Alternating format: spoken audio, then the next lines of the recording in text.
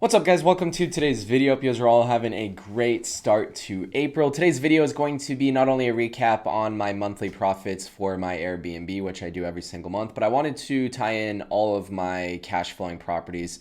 I have 5 rental properties and I live in one of my properties. So 5 properties that make me money. 4 of them are long-term rentals and then one of them is a short-term rental. So this video is just going to be a recap on March and my total cash flow for all of my investment properties. This month specifically, or the month of March, I actually had quite a bit of expenses on my long-term rentals, so I figured this would be a good video to film because I usually actually do quite a bit better on my long-term rentals. I usually average about $3,000 to $3,300 a month in cash flow or pure profit. And I think on my long-term rentals this month, I did like $1,500 to $1,800. I can't remember exactly because I had quite a bit of expenses on one of my properties specifically. So we're going to break that down as well as break down the monthly profits on my Airbnb, which was my second best month that I've ever had since launching it. And it is already slowing down a little bit. But we're going to start with the Airbnb here. You guys will see right here what we want to look at is March. So I had a total payout for March of $12,336. Most of those bookings did come from Airbnb, and then I had maybe 10% of those bookings come from VRBO. And it was my highest actually grossing month ever at my Airbnb. It actually surpassed February, which is quite surprising. And the reason why it passed February is because I had one of the 31 days not occupied. So this was one of the most occupied months that I've ever had. I was trying to get 100% occupancy, but I just couldn't find someone for one of the Sundays in March. But still, great payout. I had a monthly bill of $1,818. Those are my fixed expenses, which is down here. I did lower my insurance, so it should be dropping within the next, I think my next mortgage payment will be hopefully like around the $1,400 mark because I did get better insurance. And then all this is what I pay every single month, pretty much fixed here. We are going to talk about some of the expenses that I had. Miscellaneous stuff. I think I had a couple extra coffee refills. I had to refill the propane multiple times this month as well. And then just like normal refills. I can't remember off the top of my head. I'd sent a couple of these guest crumble cookies as well because they were high paying guests. So all that combined to about $225 of just random one-off expenses. Cleaning fees were $1,440. That gets passed directly through me to my cleaner. So I don't make any money on it, but it still shows up as my gross payout. So I do have to subtract that.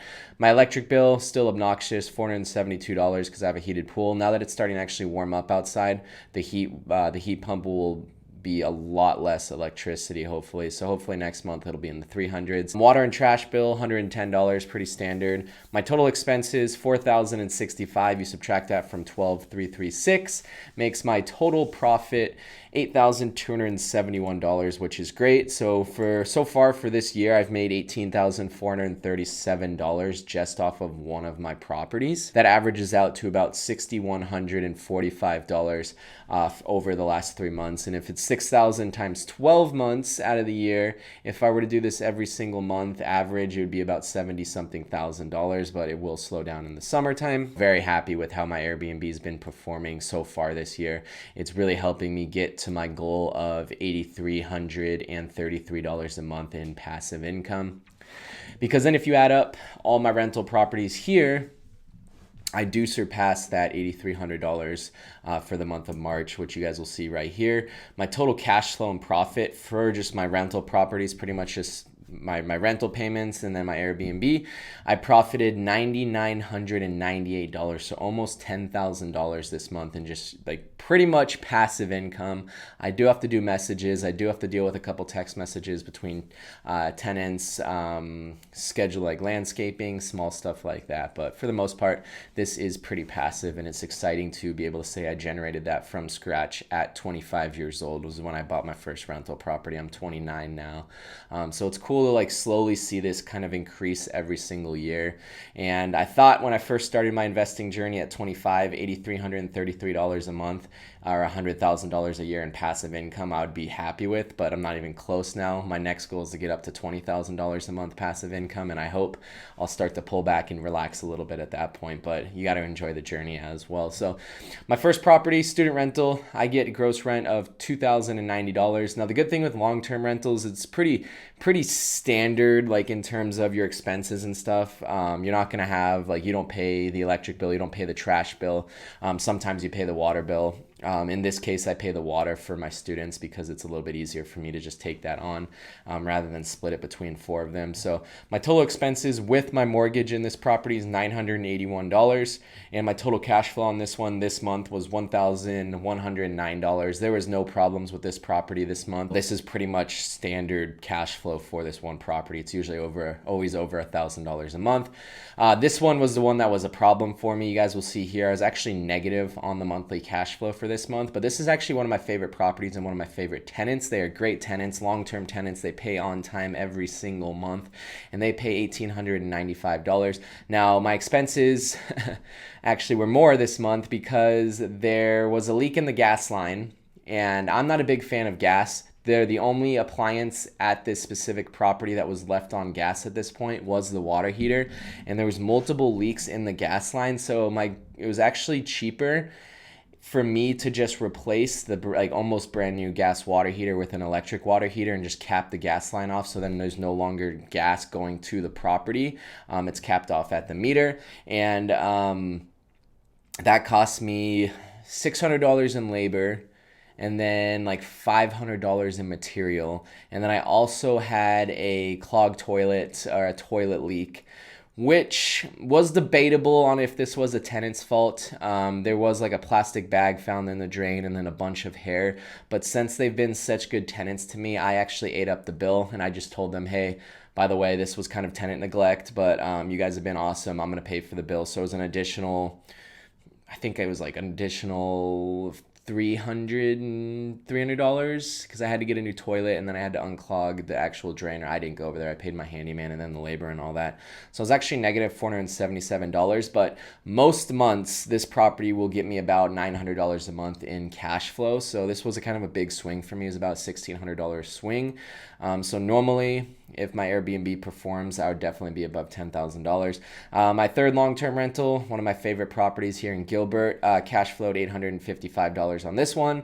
Short-term rental, we just talked about that, profit of $8,271, which is just like 4X's all of my other combined rental properties. Just one of those properties. And then my other long-term rental, which I bought last year, $2,500 in rent. I have expenses of $2,260 after my mortgage and after the HOA payment. So I only cash flow $240 a month on this one. This one was a debatable property. Like, hey, was this a good deal?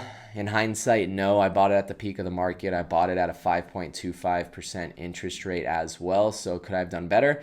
Absolutely. But hey, it's still a 6 property. Hey, I'm still cash flowing on it. I'm still grateful for it. I have awesome tenants in here that just actually signed an additional year lease as well. So I kept the rent the same for them. They're great tenants too. Constant cash flow, which makes my total profit $9,998. Total expenses that come out of my account this month was $11,073, and then what came into my account this month was $21,071. Overall, solid month. Very happy with that. April, like I said, is looking pretty good as well. I already had one expense today actually on my first student rental. It was a $240 landscape bill, so I'm going to be probably just shy of, I won't be over $1,000 cash flow for next month on my short term, but hopefully everything else will go good, and I should be right around $7,000 to $8,000 cash flow next month too. So awesome news.